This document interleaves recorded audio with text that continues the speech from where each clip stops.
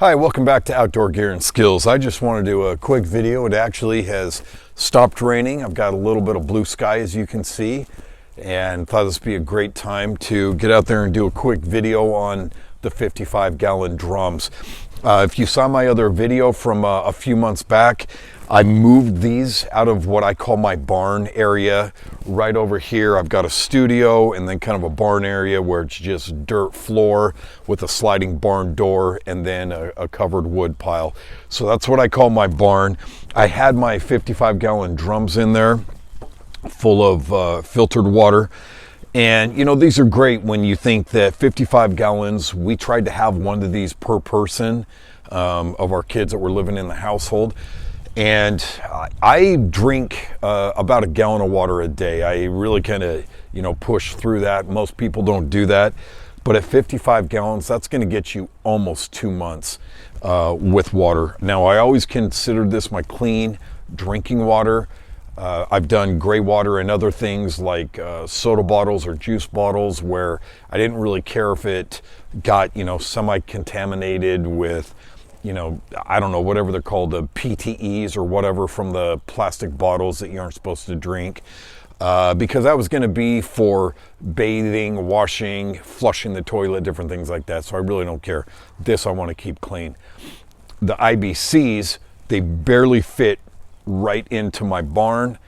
They take up much less space for the same volume of water. The IBCs are 275 gallons. These are 55.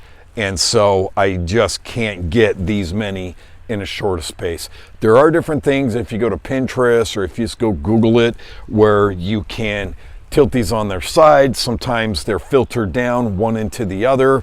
So you can just kind of do this system. And that's okay. It just takes a sturdy system to hold it, either a metal frame or a really strong one built out of wood. These are heavy at 55 gallons. I think water, if I'm not mistaken, I think it's about 8 pounds per gallon. And that's a crap ton of weight. The other thing I don't like is as you twist these sideways, they've got the 2 ports on top, and the top one your water level can't go all the way above your port. You couldn't just take this as full as it is right now and turn it because it's going to leak on the top port. And these really are not made to be leak proof. They're just made to keep stuff out as you screw them in. So there's a lot of configurations and all that. But what I really wanted to talk about, as I kind of digress a little bit, is this tool right here. And this is Barrel Buddies 2. I got this in Utah years and years ago. And I got it at a survival store. Honestly, I don't think that survival store is even there anymore. Apparently, we don't have to prepare for anything. All needs are met, so that's great. But if you believe it's not, keep listening. I drilled a hole in it. I just put on paracord so that I could hang it and keep it close to this. Now, if you look at that, it's got that plus built in, and that's going to go right in there. And so it's got a fairly tight fit. It's going to give me a lot of torque. Being made out of composite, it's going to be impervious to the weather, whatever. This has been sitting out here for months, and just my paracord's, kind of gross. But the paracord doesn't mildew anyway. That's why I use it.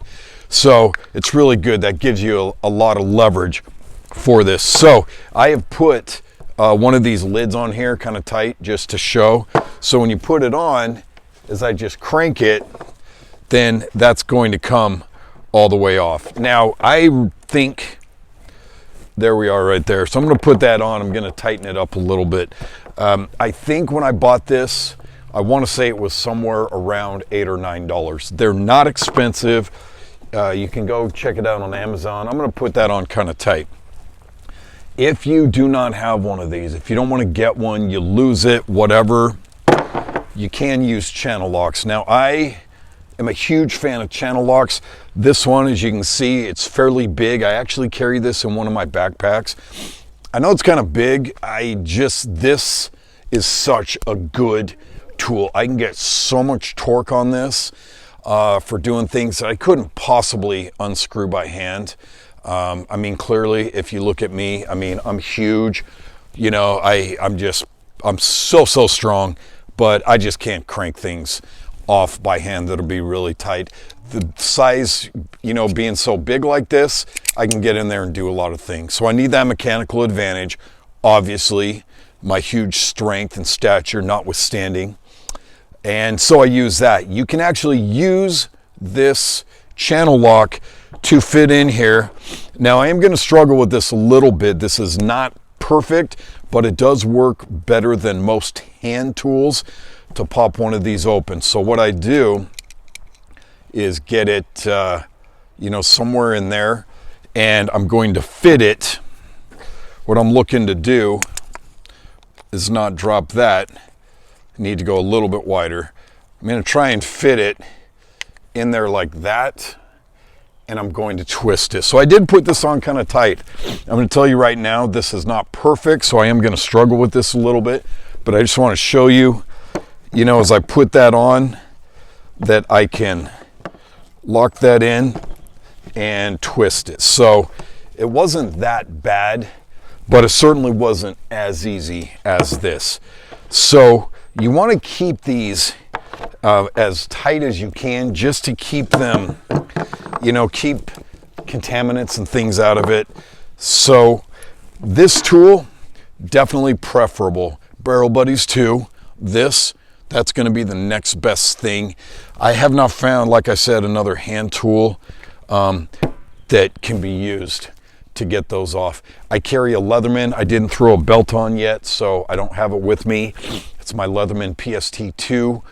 No, I take it back. It's my Leatherman PST. It's the original. I've had that thing since December 1994. I wear it every day, but that thing cannot get anywhere near the torque or the force that I can get out of a pair of channel locks, which is why I carry it.